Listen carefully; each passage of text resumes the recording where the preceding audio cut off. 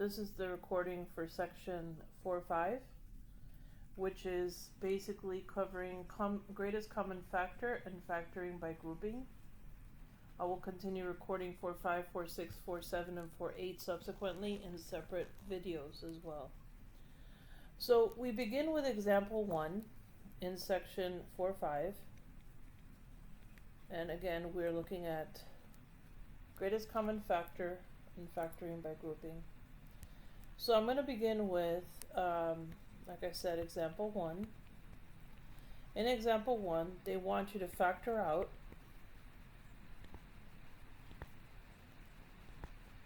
the greatest common factor. So basically what we call the GCF. And so they start us with the example where we have 12x to the third plus 30x to the second.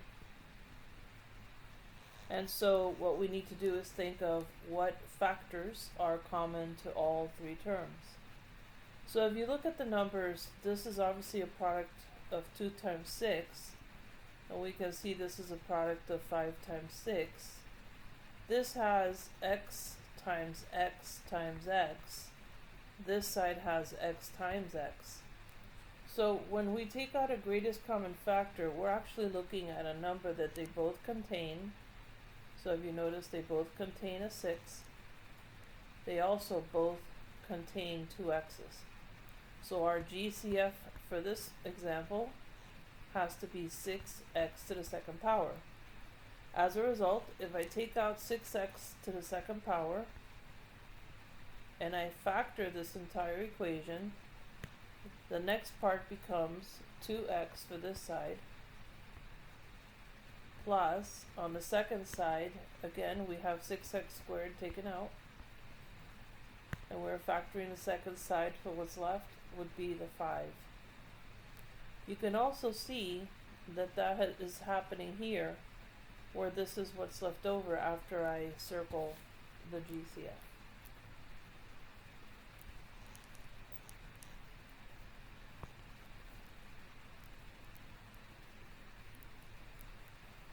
They have an example 1b, which I'm going to share with you as well. It is 12c to the second power, d to the third power, minus 30c to the third power, d to the second power, minus 3cd. Now, if you notice, and if I were to factor this out to the primes, to its only primes, I would have, let's see here, I know this is a value that could be 4 times 3. It is the product of 4 times 3. I know that this is a product of 10 times 3. And I know this is a value which is a prime, so it's 1 times 3.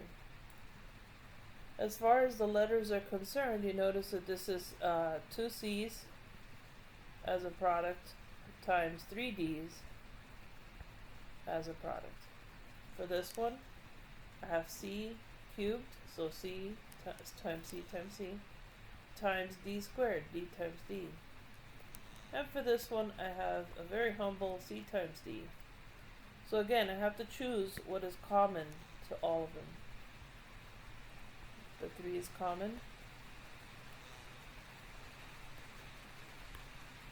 Only 1 C, only 1 D is common. Alright, and so now you can see that we are going to extract the 3CD, and what's left over, which is going to be the 4 on this one, C D squared, plus, again, 3CD is taken out, and this in here is now 10 C squared D. And what's left here, if this is 3CD, I really don't have to do much. I mean, I could say times 1 if I wanted to. That's not essential, I guess, if you want to break it back out, or you could just leave it as 3CD. But if I am factoring out 3CD from this one, then my final answer will be 4CD squared minus 10 c squared d minus 1. So if you notice, all of what was common is simply taken out. What's left over is in the yellow, which I'll use the 1 instead. So since I took out 3cd, all that's left is that, and that's the final answer. Up here, I failed to complete this. This actually completes a 6x squared. And then this, inside the parentheses, you would have 2x plus 5. Okay? Okay. Now, there's another concept that they touch base on in this chapter, and that is factoring out the negative factor. And so let's take a look at that, because some of you are still on the struggle bus with that concept. And so this would be example 2. In example 2, again, we're factoring out the negative factor. That's the basic.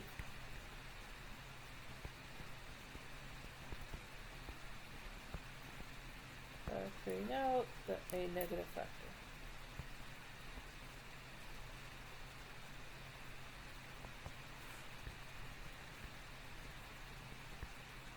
Okay, so we begin with doing this for the equation. We have 5, negative 5, which is happening here. 1 second, erase that. We have negative 5, a to the 4th.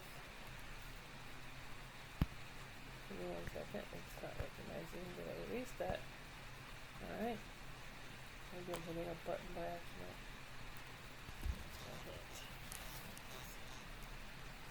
So negative 5, a to the 4th b minus 10 a to the 3rd b squared plus 15 a to the 2nd b to the 3rd.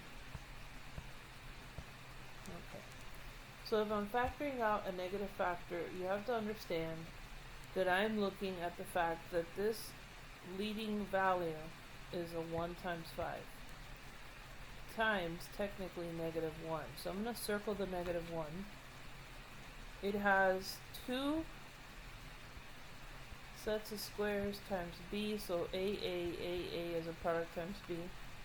And again, there's a negative here. I've got a 2 times 5 for this one, and then 3 a's. A is a product times b as well. And then lastly, plus 3 times 5 times a times b times b times b. And so what is common to all of them? So let's take a look. Technically, they all have a negative 5. And I know that looks strange to you. But there's a negative here. There's a negative 5. There's a negative here. And technically, I could break this up to be a plus minus.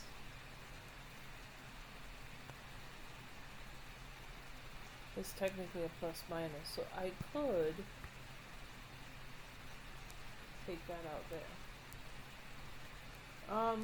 Keep in mind that if you do this, you're in a sense going to end up doing a plus plus. Or, sorry, negative negative makes a plus kind of deal. So let's just put the negative here for now. And we'll keep it like that. So this negative actually will apply to the 5. So if I do decide to extract negative 5 from all 3 of them, I then have to collect the letters. As far as the letters or the variables are concerned, I'm going to use a squared b, and that's what I'm going to factor out from there. Which means that if I'm factoring out a squared and a b, there's your a squared, there's your b, there's your a squared, there's your b. Okay, so all of that is what this is here. That's what's common. So if I've highlighted everything, everything that is not highlighted is going to be in our solution set. So for this part, we have an a squared left over. That's right here. We can ignore the 1 since it's a positive 1. Since I took out a negative, this is actually now a positive 2. So this is 2ab, There's your 2, and I already took out the negative, so that's a plus. And lastly, minus 3b squared. And there's your negative 3, and there's your b squared. So this is your final answer for this one. Alright.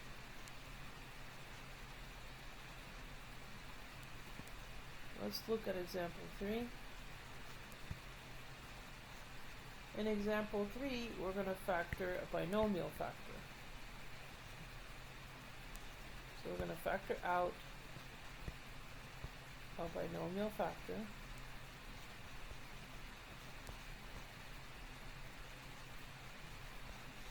And we are given the equation where we have x cubed times x plus 2 minus x times x plus 2 minus 9 times x plus 2. And again, I just want you to pay attention to the highlighted portion that is common among all three terms. And so what is left over in this case would be the x to the third, the negative x, and the negative 9. So we're simply going to re-express this as x plus 2, parentheses, and then x cubed minus x minus 9. And that is all we have to do for this one. And that's fairly simple. You can literally just highlight it. You can see it for the binomial. The binomial kind of sticks out. Let me see if I can fix this. Maybe if I take the keyboard out, I'll stop hitting buttons. Alright, let's do example 4. Okay, so we have example 4. Now example 4 is a little bit different in terms of the concept. It looks like, for example 4, we're going to factor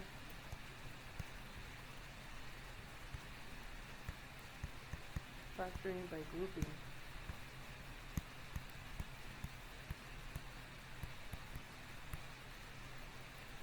Alright, and so they're giving us 6ab minus 21a plus 4b minus 14. Okay, so if I factor by grouping, the first thing I'm going to do is I'm going to split my 4 terms in half. So I have half and half basically. In the first term and in the second term here, I have what looks like a 3a that's common. Let's see if that works. So if I do that, I get I get a 2b minus 7 as my common factor. And you can see clearly here that if I take out a plus 2, plus 2 is common to both of these, a 2b minus 7 would actually give me the same equivalent values there. So this means that I have 3a plus 2 times 2b minus 7. And if you notice, this is coming from these two terms to give me the 3a plus 2. And now that's it. You factor by grouping. I think the biggest mistake most students will make in that case is that they assume that this is squared, the 2b minus 7. It is not. This is merely distribution. Okay, another example with factor by grouping is example 5. And so in example 5, they're giving us x cubed plus 3x squared minus 3x minus 9. Okay, so same thing. We're going to split this equation in half. We're going to look at the first two terms and we're going to determine how we can factor them out. So if you notice, x squared is sitting here, so I'm going to take out x squared and that leaves me x plus 3. And if I take out a negative 3 from the second two terms, this also leaves me with x plus 3, and that's what you're looking for. You're looking for these two to be identical mirrors of each other. If I take this and I bring it down, I'm left with x squared minus 3, something that I really cannot factor further with clean numbers. I mean, I could factor into fractions and square roots and all sorts of imaginary numbers, but that's not what we're looking for here, so we stop. Alright, example 6. More of the same, we're still factoring by grouping. The only thing that they've done here is that they've complicated the question a little bit by adding a couple of variables. So factor by grouping.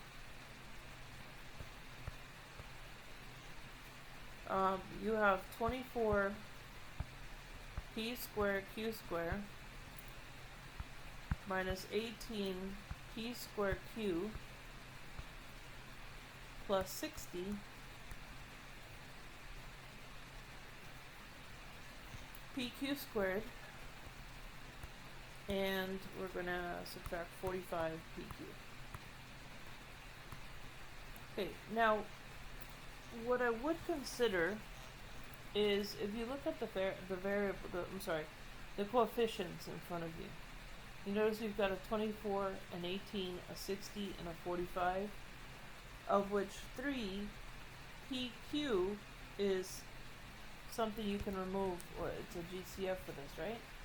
So if I take 3 pq from all of these and literally divide them one by one, I end up with 8 pq for this term minus 6p for this term. Now consider that we split it at this point, but I'm still taking out the 3pq, so I'm left with plus 20q minus 15. Alright, and now I can still factor by grouping yet again. So at this point, I'm going to factor again, breaking this up in half. And so I end up with 3pq, and I'm going to factor out a 2p from this term and this term, which leaves me with 4q minus 3. I look on this side, I notice that a 5 is common, so I'll go plus 5, leaving me with 4q minus 3. And so now I drop all of my common terms, and notice that this term and this term are unique. This term and this term are unique, and obviously we have the 3pq outside the entire parentheses. So our final answer should be 3pq. We would have 4q minus 3. The order doesn't really matter, but just for the sake of keeping things simple, I'm sort of following the same process. And that's your example 6 for this particular section. Now, your example 7. Now, this one is the same. We're still factoring. We're still factor by grouping. But the change here is you can rearrange to make it easier for yourself. So sometimes when you put these together, they're not clearly lined up. So I'm going to factor the polynomial. I've got 4x plus 6pa minus 8a minus 3px. So I don't know. It looks to me like regrouping this might make sense. If I wish to do so, let me see.